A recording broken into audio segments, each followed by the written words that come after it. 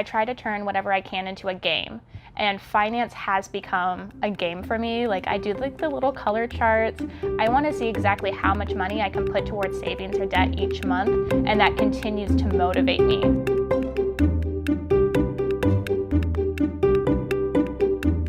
Welcome to the Personal Finance for PhDs podcast, higher education in personal finance. I'm your host, Dr. Emily Roberts. This is Season 7, Episode 6, and today my guest is Alicia Jones, a PhD student at the University of Illinois at Urbana-Champaign and the creator of the YouTube channel Alicia Does Adulting. Alicia explains in detail her intricate budgeting system, which involves creating a zero-based budget every 2 weeks, allocating cold hard cash into envelopes, contributing to her debt avalanche, and funding her targeted savings accounts. She uses this budget to keep her intimately connected with her spending decisions and accountable to her financial goals. So far, Alicia and her husband have paid off $70,000 of debt in a year and a half, and now have a positive net worth. You'll hear an exciting new addition to the interview today, which is a couple of questions contributed live by members of the Personal Finance for PhDs community. Going forward, members of the community are invited to attend my podcast recording sessions and ask their own questions of my guests. If you would like to participate in the interviews as well, all you have to do is join the community at pfforphds.community. If you'd like to check out my schedule of upcoming podcast recording sessions, you can find that at pfforphds.com/podcast. Joining the community is an excellent way to support the podcast. Plus, you'll receive myriad other benefits. Without further ado, here's my interview with Alicia Jones from Alicia Does Adulting. I have joining me on the podcast today, Alicia Jones from Alicia Does Adulting, which is the name of her YouTube channel. And Alicia has a really fantastic story to tell us, but really primarily she's here to teach us her budgeting system, which is quite intricate. And I highly recommend that you go check out her YouTube channel. It's actually really fascinating. You'll be hearing more about it as we go forward. So Alicia, please, introduce yourself a little bit further for our audience. Well, thank you so much for having me. This is super exciting. My name's Alicia. I'm a third-year doctoral student, and I go to the University of Illinois at Urbana-Champaign. So I'm studying kinesiology. I actually got my master's from U of I in kinesiology as well. And my research interests are kind of varied. I've not had the most traditional grad student experience. I'm running, on average, 3 studies at once just because of the way my program is. So overall, my research is how behavioral changes can impact the overall well-being of people with and without disabilities.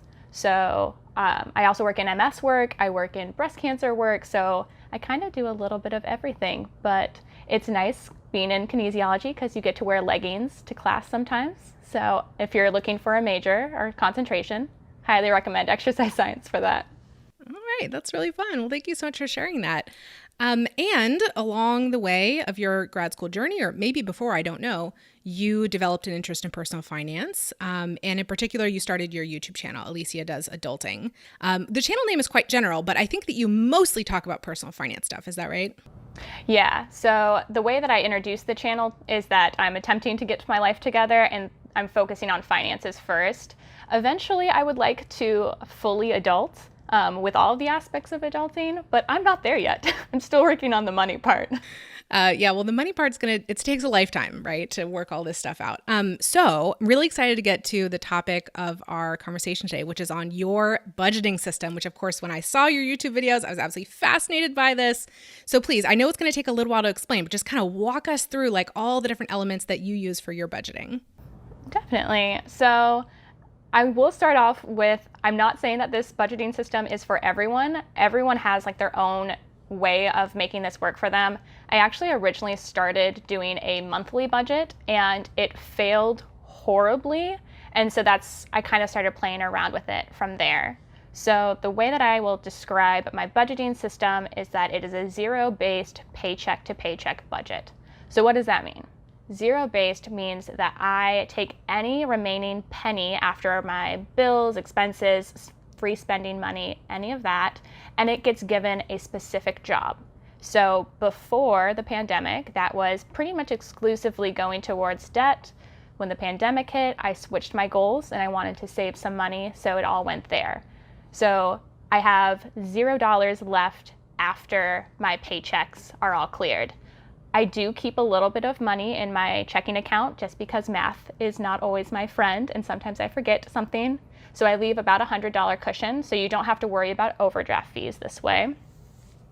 And then I do paycheck to paycheck. So between my husband and I, we have anywhere between 4 and 8 or 9 jobs at once. So the paycheck to paycheck system worked well for me because every other Friday we each had a steady income coming in on those days.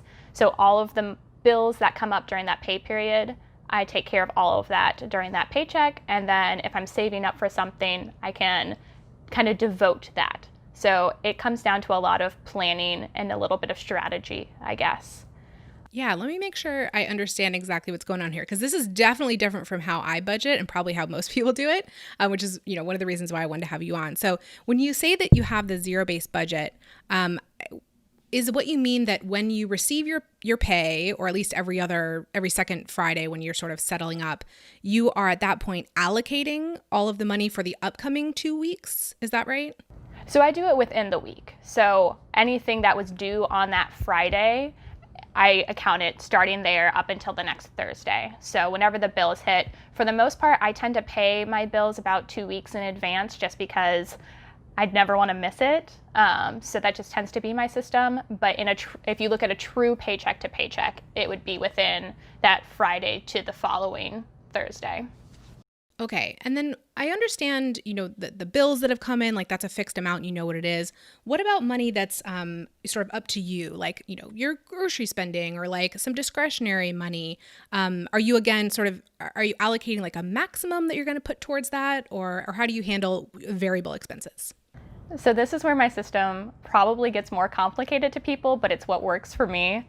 So I use a cash envelope system on top of it. So for groceries, for example, for our household, every paycheck, I set aside $300 for household. So groceries and whatever else might come about. But then I put everything on credit cards.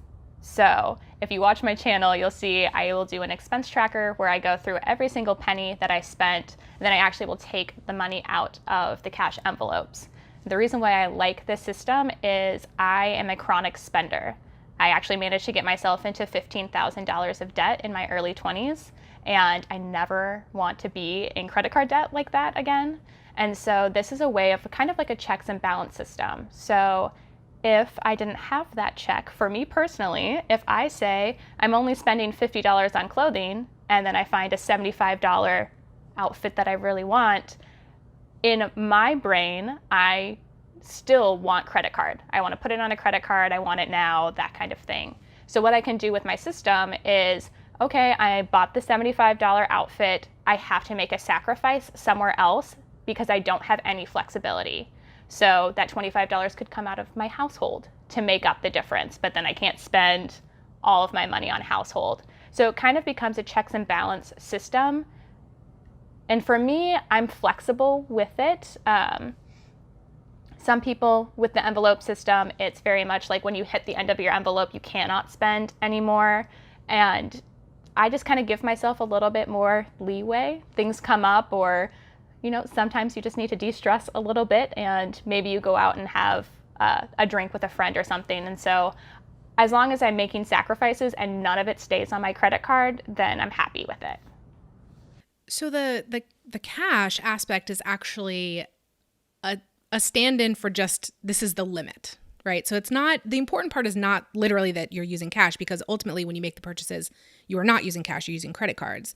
But the cash is just sort of a visual and physical reminder that, okay, that's the end of the envelope. You've reached the end. Now you must reallocate if you need to go beyond that. So I definitely like this aspect of it because I am not that strict with my budget anymore. I used to be quite strict in a similar way. Like, okay, I overspent here. I have to transfer from somewhere else. Now I sort of let it go.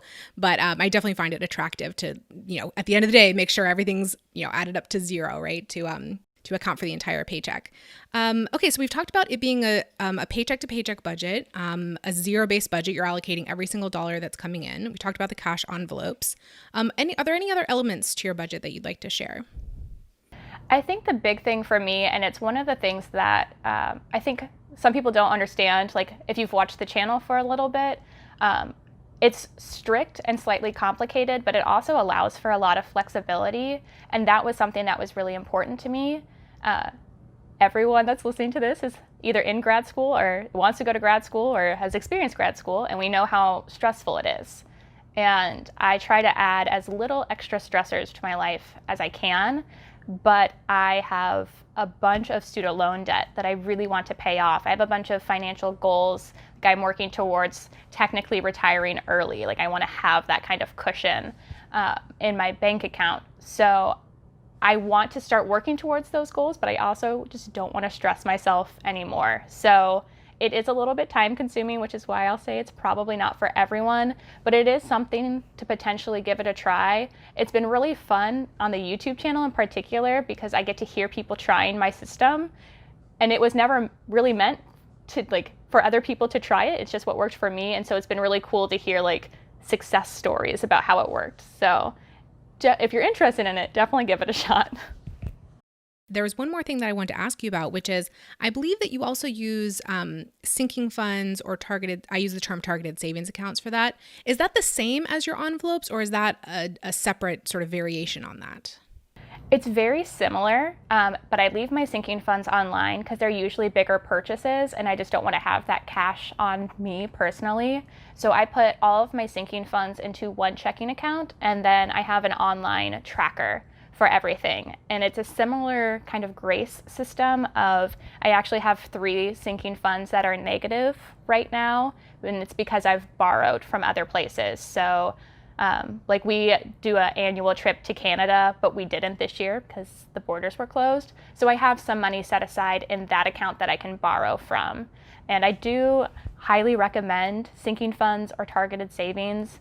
They have been a massive game changer for me because that was one of the ways that when I originally started to budget without much guidance, those types of things like needing new tires, I logically knew that that was going to happen, but I never planned for it. And then the month would come and it would be a disaster, and it would go on a credit card, and then I'd carry on. And that's how I got $15,000 of credit card debt.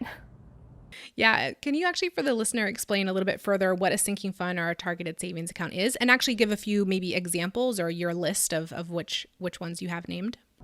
Definitely. So sinking funds and targeted savings accounts are things that you're saving up for that you know will eventually happen. So for me and my family, we celebrate Christmas. Christmas happens same time every single year, and I know approximately how much I want to spend. So instead of in December pulling $600 out of my budget, every single month I put $50 into a Christmas sinking fund account.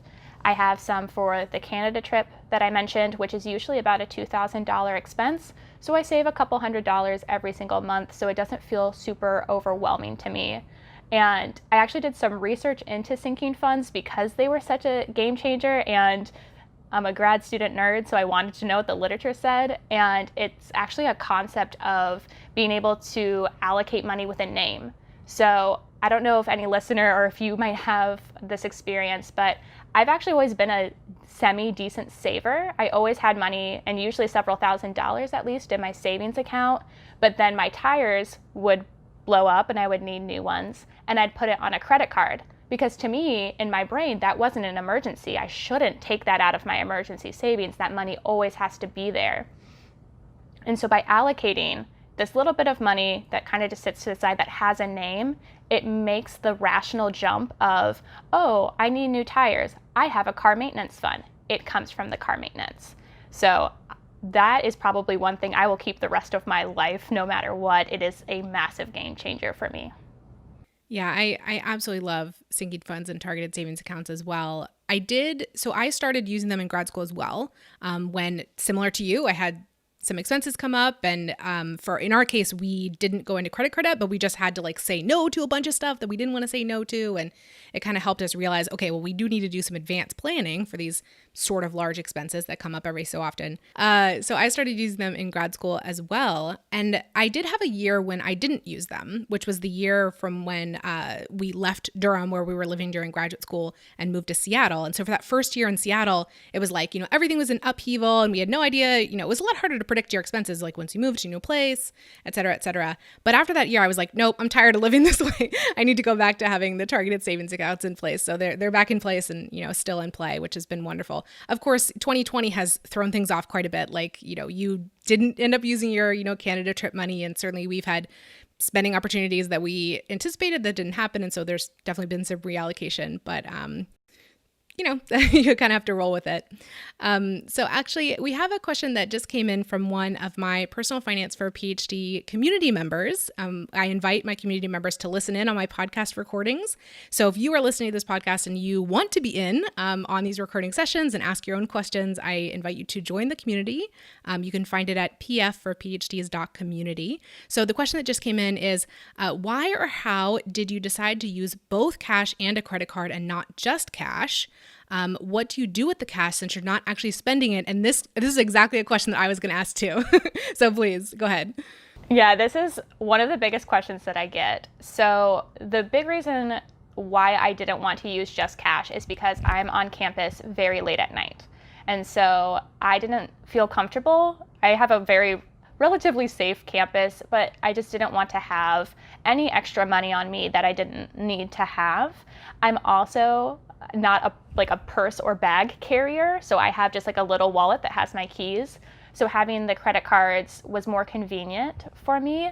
And some places on my campus actually don't take cash, they only take cards. So the few times I'd go to pay for something, I would have had to put it on a card anyway. But there are a few benefits for me personally, at least, I guess not just me, but you do get a little bit of extra security. So if something goes wrong, if it's a payment that you didn't actually make or something like that, there's security systems built into credit cards, which is beneficial. I have a little bit of extra leeway. So if something massive happens, so for a real life example, last night I had to take my cat to an emergency vet, and that is $2,000, and that was not in the budget. So that will go on a credit card, which now gives me 30 days to pay it off before any interest hits. So that's a nice benefit. And you also get cash back. So eventually I do want to get into travel hacking, but right now I just use the cash back to help pay off random bills that come up that I wasn't expecting, or kind of treat yourself things. And on average, I make about $100 a month on my cashback credit cards. So I'll take that. Yeah, that definitely helps with the budget as well, to give you a little bit more wiggle room. And then the other part of that question was, so you literally have cash in your home, and it just gets recycled paycheck to paycheck period. What exactly is happening with that cash? It kind of depends. Before COVID, I was very good at taking that money, putting it into the deposit envelope, and taking it right back to the bank. Since I've been limiting my trips, it has been getting recycled. So the people at my bank know me very well, and they know I have very specific denominations that I ask for. So they were very used to me doing it, but it is just kind of like a cycle of cash. So I end my week on a Thursday, and usually on Friday is when I will go through all of my expenses and pull out all the cash. So if it's convenient for me to go to the bank, that money just goes back and then goes directly to credit cards. If not, since COVID, that money kind of just sits there, and then the next time I need to take out cash, I just don't take it. So the cash that got left in the bank account that never came out goes towards the credit cards. Emily here for a brief interlude. If you are a fan of this podcast, I invite you to check out the Personal Finance for PhDs community at pfforphds.community. The community is for PhDs and people pursuing PhDs who want to take charge of their personal finances by opening and funding an IRA, starting to budget, aggressively paying off debt, financially navigating a life or career transition, maximizing the income from a side hustle, preparing an accurate tax return, and much more. Inside the community, you'll have access to a library of financial education products which I add to every month. there is also a discussion forum, monthly live calls with me, a book club, and progress journaling for financial goals. Basically, the community exists to help you reach your financial goals, whatever they are. Go to pfforphds.community to find out more. I can't wait to help propel you to financial success. Now back to the interview. And you mentioned earlier that you're working on student loan debt repayment, some other debt repayment. How does your debt repayment process figure into the budget? So that's one of the reasons why I like the zero-based budget. So I do a debt avalanche. So I target one debt at a time, and I specifically targeted the highest interest debt to save the most amount of money that I could in interest. And so I have an allotted amount of all of the previous debt that I've paid off. So each month, $1,600 actually goes towards debt pretty much no matter what. Like maybe in a massive emergency I wouldn't, but I pretty much do that every month. And then whatever excess money I have goes towards debt. So I pay all of my bills, I do all of my cash envelopes and sinking funds, and then every other penny gets thrown towards debt. I see. So it becomes a big part of my budget. So just to clarify, I think when you said that all the debt you've paid off in the past, what you're talking about is the minimum payments of each one of the debts that you've made in the past that have now been cleared. You're still, quote unquote, making that minimum payment. You're just making it to the next debt in your list, the top debt in your list. So it's up to, so it used to be that you had minimum payments of $1,600, and now some portion of that is you just throwing additional money at your current top loan. Is that right? Yep. And so the way it ended up working with the debt avalanche method in particular, pretty much all of my big minimum payments were first. I did, after about 5 months of starting budgeting, get a $20,000 medical bill. So as I put that onto a credit card, and I had 1 year to pay that off, and I made the decision to have that as part of my minimum payments in my debt snowball too. So it got a lot bigger because of that. Yeah. Wow. I'm so glad to have these examples of like real life coming at you. Not that it's pleasant or happy, but just as instructive as it is, for the listeners to learn how you're dealing with that, because I'm sure a lot of them have had similar experiences or are having similar experiences. One other question about that debt, or I guess comment about that debt repayment method. I have no idea. I think I made this name up, so I don't know if anyone else uses it, but I call what you just explained saving first and last. So like in the personal finance community, we talk a lot about pay yourself first. So like, as soon as you get paid, you do your debt snowball, you put money towards that, all of your financial goals, you put money there, then you spend whatever remains. But I also used your system of, okay, I have my financial goals that's happening right after I get paid. And then whatever money I have left over because I came in under budget in XYZ categories, that also gets saved or thrown into a debt, snowball or a debt avalanche process. So I call that saving first and last because, saving last is like not a good idea, but saving first and last, to me, that was like motivational to like come in under budget in these various categories. So I would have more money to like throw towards the financial goals. Does that work? Same for you? Yeah, and I don't know if you've read any of like the gamify literature, but that's kind of what I do with everything is I try to turn whatever I can into a game. And finance has become a game for me. Like I do like the little color charts. I want to see exactly how much money I can put towards savings or debt each month, and that continues to motivate me. So I hadn't thought about that it was first and last, but it definitely is. Yeah. So you mentioned earlier, like your system is complex, it's intricate. That may not be for everyone, but why have you made it so complex for yourself? Why do you think that this is working well for you? I think a big part of it is that I am very numbers driven, and I wanted to take this journey to learn as much as I could about myself and about my finances, particularly since I'm the spender of my family. So I wanted to know every little piece of data, and I don't really show it too much on the channel, but I do run the numbers for myself. So I like to see exactly how much I've increased in household spending from this time this year versus last time. And so it's complicated, but part of it just feels like I'm learning lessons every single week. And particularly with using cash and credit, I'm having to constantly remind myself that you can have certain things, but you have to make sacrifices. You don't just get the easy win all the time. Like you have to balance it out. Yeah, so when I talk with people about budgeting, sometimes I talk about, the merits of using an app versus like maybe creating your own spreadsheet or at least doing manual tracking in some manner, even if it is in an app or something. And what I say about that is that doing these things manually keeps you very intimate with your numbers. It keeps you very closely connected to facing up to the decisions that you're making and reconciling them. It sounds like that's, why you're doing that. In terms of recommending the system to anyone else, like who do you think the system would work well for? It has to be someone that's pretty motivated, I think, because it does take more time than just tracking it within an app. But I think this is someone who, if you're very motivated by learning, I think that's probably the biggest thing, is that I'm constantly diving back into my own spending habits, and I really like self-help type things. Like I love working on self-improvement, and that's, I think, why I was really drawn to this method of I'm constantly having to learn and adapt, and that to me is exciting. Yeah, that sounds wonderful. So what motivates you to stick with this now intricate and somewhat, time-consuming system?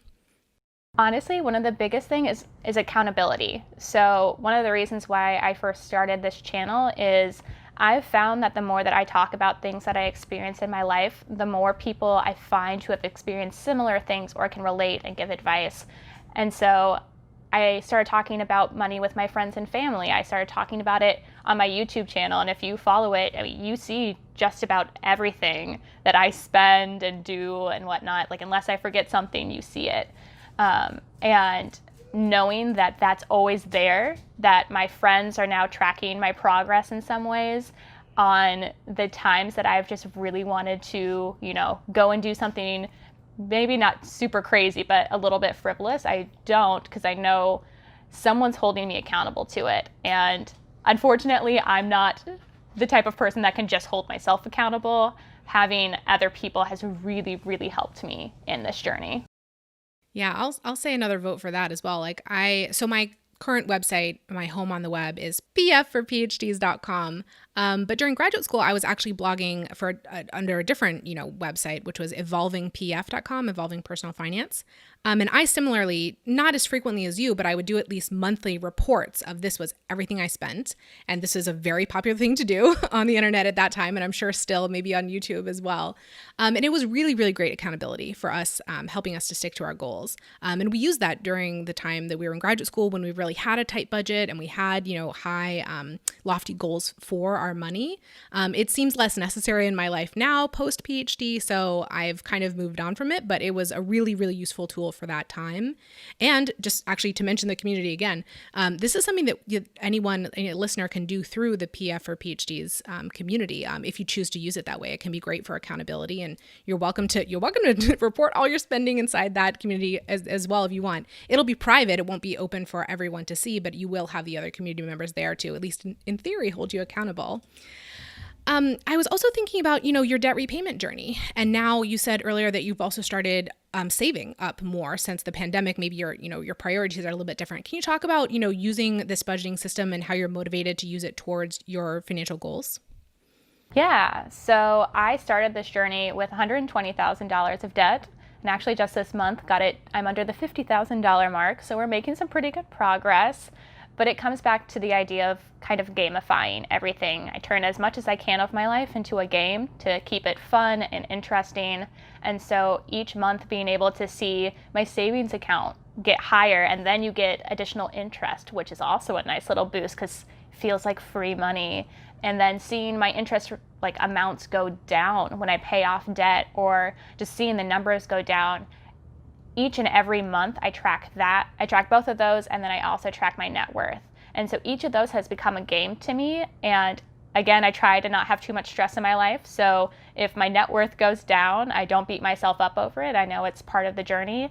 And when the pandemic hit, I was working really hard to pay off all of my debt by May of 2021, because that's when I turned 30, and I wanted to be debt free by 30. That didn't happen, and that's not going to happen because pandemic, but now I've been able to see my investments grow a little bit. I've been able to see my savings grow. So having kind of constant check-ins, or at least regular check-ins, really helps keep me motivated. Yeah, thank you for telling us about that. how do you think being a PhD student interacts with this journey? I know you're married, so presumably your husband is not a graduate student as well. But yeah, do you think that being a PhD student plays into your budgeting or your financial goals at all? I think in some ways, I think possibly the reason why it's so complicated is because I do like data as much as I do, and I like being able to see those numbers. So tracking absolutely every single thing, maybe a PhD thing. But I think also being a PhD student and looking at things from more of a logical point of view has also really helped me.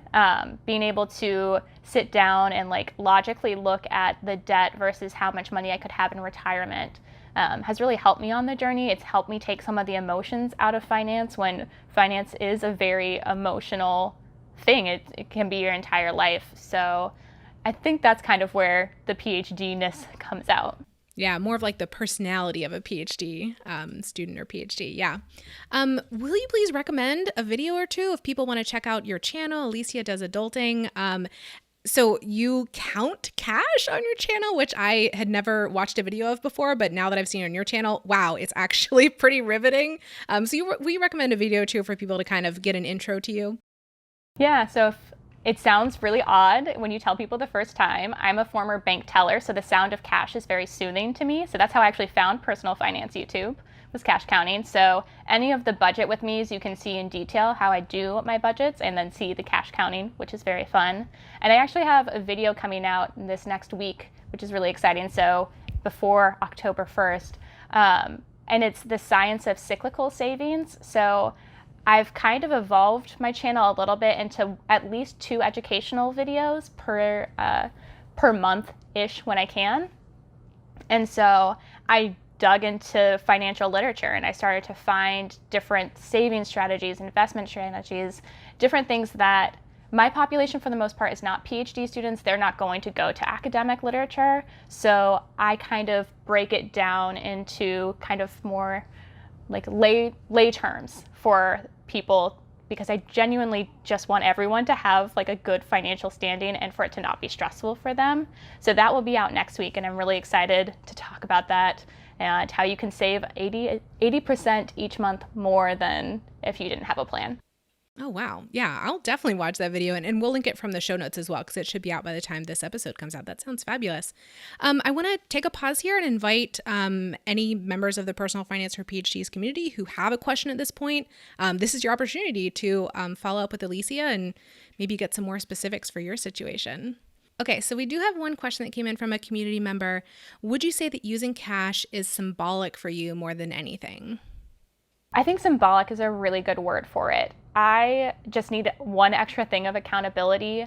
And I'm the type of person, like if I hand over $20, that actually wasn't as painful for me as like having to budget it at the end.